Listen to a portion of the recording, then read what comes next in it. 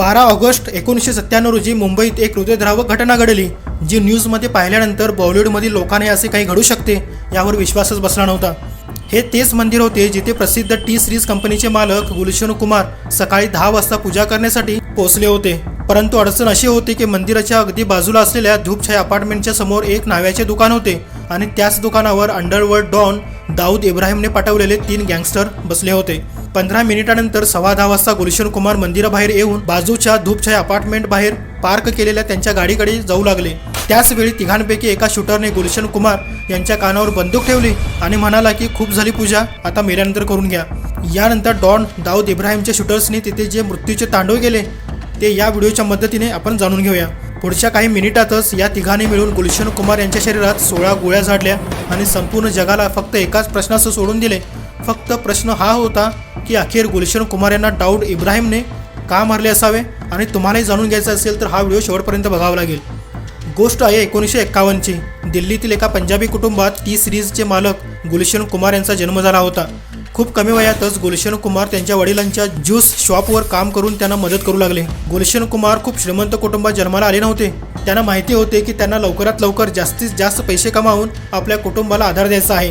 म्हणूनच गुलशन कुमार यांनी फक्त 23 वर्षाच्या वयातच एक कॅसेट शॉप उघडले जिथे ते दुसऱ्या कंपन्यांची गाणी विकायचे। मग त्यांनी सुपर कॅसेट्स इंडस्ट्रीज या नावाने एक संगीत कंपनी सुरू केली जिथे ते स्वतःची गाणी विकायचे। आणि तुम्हाला विश्वास बसणार नाही की या मेहनती माणसाने तो व्यवसाय इतका विस्तारित केला की ती इमारत संपूर्ण नोएडातील सर्वात पहिली कमर्शियल बिल्डिंग बनली। एक गोष्ट तर तुम्हाला सांगायची गरजच नाही की गुलशन कुमार हे भगवान शिव आणि माँ अंबेचे मोठे भक्त होते। किंबहुना 1983 मध्ये जेव्हा गुलशन कुमार यांनी कंपनीला टी सीरीज नाव दिले तेव्हा टीचा अर्थ त्रिशूल असाच होता। गुलशन कुमार यांच्या हत्येच्या दिवसाबद्दल बोलण्यापूर्वी तुम्हाला एक गोष्ट चांगलीच माहिती असायला हवी की गुलशन कुमार खूप सोन्यासारख्या स्वभावाचे होते। ते नेहमीच नवीन व्यक्तींना संधी देत असत, जसे की अनुराधा पौडवाल, सोनू निगम, कुमार सानू आणि संगीत दिग्दर्शक नदीम श्रवण। हे जे नदीम श्रवणचे ड्युएट आहे यातल्या या नदीम सैफीने एका रिपोर्टानुसार असं म्हटलं जातं की त्यानेच गुलशन कुमार यांना मारले होते। आता पुढे बघूया कसे ते। आता हे बघा तुमच्या स्क्रीनवर हे खूप प्रतिभावान संगीत दिग्दर्शक नदीम आणि श्रवण आहेत। टी सिरीजने आशिकी चित्रपटातील गाणी कंपोज करण्याची संधी एका अवघवत्या जोडीला दिली होती आणि ती होती नदीम श्रवण यांची। या चित्रपटातील गाण्यांच्या 20 मिलियन प्रती विकल्या गेल्या होत्या आणि या यशाच्या कारणामुळे टी सिरीजच्या जवळपास सर्व गाण्यांमध्ये नदीम श्रवण यांचे संगीत चालायचे। खूप चांगली संगीत दिग्दर्शक बनल्यानंतर नदीमने गाणे गाण्याचाही विचार केला। नदीम संगीत दिग्दर्शक म्हणून खूप चांगले होते, पण गाण्याच्या बाबतीत थोडेसे कमकुवत होते। किंबहुना गुलशन कुमार यांनी नदीमला सल्लाही दिला की तू गाणी गाऊ नकोस, पण त्याने ऐकले नाही। मैत्रीमुळे गुलशन कुमार यांनी नदीमची काही गाणी जसे की हाय अजनबी प्रमोट करण्यासाठी तयारही झाले होते। जसे की गुलशन कुमार यांना वाटले होते की गाण्यांना काही खास प्रतिसाद मिळणार नाही आणि अल्बम फ्लॉपही झाला होता। जेव्हा कंपनीला खूप मोठे नुकसान होऊ लागले तेव्हा गुलशन कुमार यांनी नदीमच्या गाण्यांना प्रमोट करणे एकदम बंदच केले। याशिवाय 90च्या दशकाच्या मध्यात टी सीरीज इतका मोठा ब्रँड बनला होता की भारतातील रिलीज होणाऱ्या एकूण गाण्यापैकी 65% गाण्यांचे हक्क टी सीरीजकडे होते। जर टी सीरीजने त्यावेळी कोणाच्या अल्बमचे हक्क विकत घेतले नाहीत तर त्या गाण्याचे यशस्वी होण्याचे चान्सेस नसल्यासारखेच असायचे। तर नदीमला ही गोष्ट खटकली की गुलशन कुमार त्याला काही काम देत नव्हते आणि त्यांचे गाणेही प्रमोट करत नव्हते। याच गोष्टीचा बदला घेण्यासाठी त्याने गुलशन कुमार यांना जीवे मारण्याचा विचार केला। आणि हृदयद्रावक गोष्ट ही आहे की गुलशन कुमार यांना मारण्यासाठी नदीमने सुपारी दिली तर ती कोणाला? अंडरवर्ल्ड डॉन दाऊद इब्राहिमला। मे 1997 मध्ये दुबईतील एका हॉटेलमध्ये गुलशन कुमार यांना मारण्यासाठी एक मीटिंग आयोजित केली गेली। या मीटिंगमध्ये संगीत दिग्दर्शक नदीम, दाऊद इब्राहिमचा लहान भाऊ अनीस इब्राहिम आणि दाऊदचा उजवा हात अबू सालेम हे होते आणि हे सर्वजण गुलशन कुमार यांच्या मृत्यूची तारीख ठरवत होते। नदीमने सांगितले की गुलशन कुमार यांनी त्यांचे जगणे कसे मुश्किल केले आहे आणि त्या दोघांनी त्यांची मदत कशी करावी। अबू सालेमने 25 लाख रुपये टोकन मनी घेऊन गुलशन कुमार यांचा पत्ता साफ करण्याची गोष्ट केली। अबू सालेमला गुलशन कुमार यांच्या आयुष्यातील शेवटच्या अध्यायाची योजना एकदम फुलप्रूफ करायची होती। यासाठी त्याने गुलशन कुमार यांच्या दररोजच्या प्रत्येक मिनिटाची माहिती काढली। गुलशन कुमार कधी जेवण करतात, कधी जागे होतात आणि इथपर्यंत की कधी टॉयलेटला जातात। अबू सालेम एका सायकोप्रमाणे गुलशन कुमार यांना कॉल करतो आणि 10 कोटींची मागणी करतो। खंडणी मागितल्यानंतर गुलशन कुमार म्हणाले, तुला पैसे देण्याऐवजी मी वैष्णोदेवीत भंडारा करवेन, कारण गुलशन कुमार इतक्या मोठ्या अंडरवर्ल्ड डॉनला घाबरतच नव्हते। म्हणूनच अबू सालेमचा इगो दुखावला गेला आणि ही खूप मोठी अडचणही झाली। गुलशन कुमार यांच्या संपूर्ण दिनक्रमाचे योग्य प्रकारे विश्लेषण केल्यानंतर अबू सालेमला ती संधी मिळालीच जेव्हा तो आपले काम पूर्ण करू शकत होता।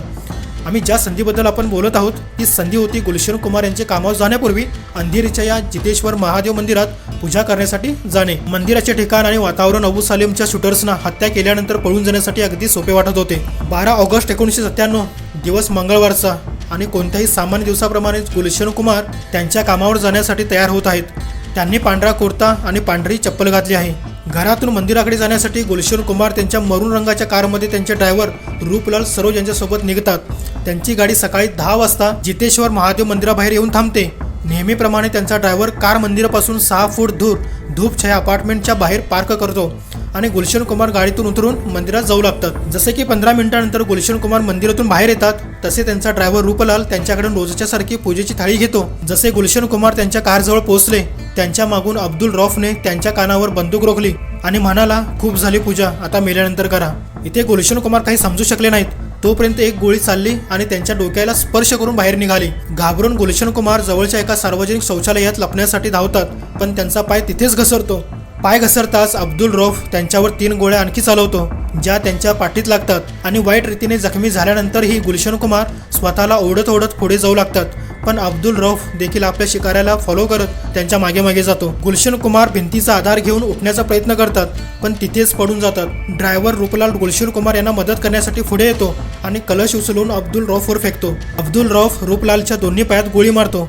सर्वात धक्कादायक गोष्ट ही आहे की 3 गोळ्या लागल्यानंतर ही गुलशन कुमार जवळच्या घरांमध्ये हात जोडून मदत मागतात पण लोक त्यांना पाहून त्यांचे गेट बंद करतात. एका चित्रपटातील दृश्याप्रमाणे जिथे गुलशन कुमार यांच्यावर अब्दुल रौफ, अब्दुल राशीद आणि अनिल शर्मा यांनी 12 गोळ्या आणखी चालवल्या तिथे वर देवी मातेचा फोटो लागलेला होता ज्या मंदिराचे नूतनीकरण गुलशन कुमार यांनी स्वतः केले होते. आज त्याच मंदिराजवळ त्यांचा शेवट इतक्या भयंकर पद्धतीने होत होता. शेवटी अब्दुल रौफने जवळच उभ्या असलेल्या टॅक्सीतून ड्रायव्हरला केसाने खेचून बाहेर काढले आणि ते लोक स्वतः त्या टॅक्सीत बसले आणि तिन्ही शूटर्स तिथून वर्सोला लिंकच्या रोडच्या दिशेने पळून गेले. या हत्याकांडानंतर 2 लोक मदत करण्यासाठी पुढे आले. मंदिराचा पुजारी रामचंद्र लवांगे आणि राजेश जोहरी. गुलशन कुमार आणि ड्रायव्हरला त्यांच्याच कारमध्ये झोपवून कुपर हॉस्पिटलमध्ये नेले गेले. डॉक्टरांनी खूप प्रयत्न केले पण गोळ्या शरीराच्या महत्त्वाच्या भागावर लागल्या होत्या आणि लाख प्रयत्नानंतरही गुलशन कुमार यांना वाचवता आले नाही. सर्वात महत्त्वाची गोष्ट ही आहे की रिपोर्टानुसार महाराष्ट्राच्या DGP राकेश मारिया यांना या खुनाची माहिती त्यांच्या खबऱ्यांकडून आधीच मिळाली होती. तरीही कोणतीही पावले उचलली गेली नाहीत ना या हत्याकांडाला थांबवता आले नाही. तर काय मानले जाऊ शकते की पोलीस देखील अंडरवर्ल्डला घाबरत होते. असो, ज्या व्यक्तीने भारताला इतके जबरदस्त भक्तिभजन दिले, ज्याने टी सिरीज नावाने संपूर्ण एक साम्राज्य उभे केले, त्याची हत्या त्यावेळी संपूर्ण भारत आणि बॉलिवूडसाठी सुपर शॉकिंग होती.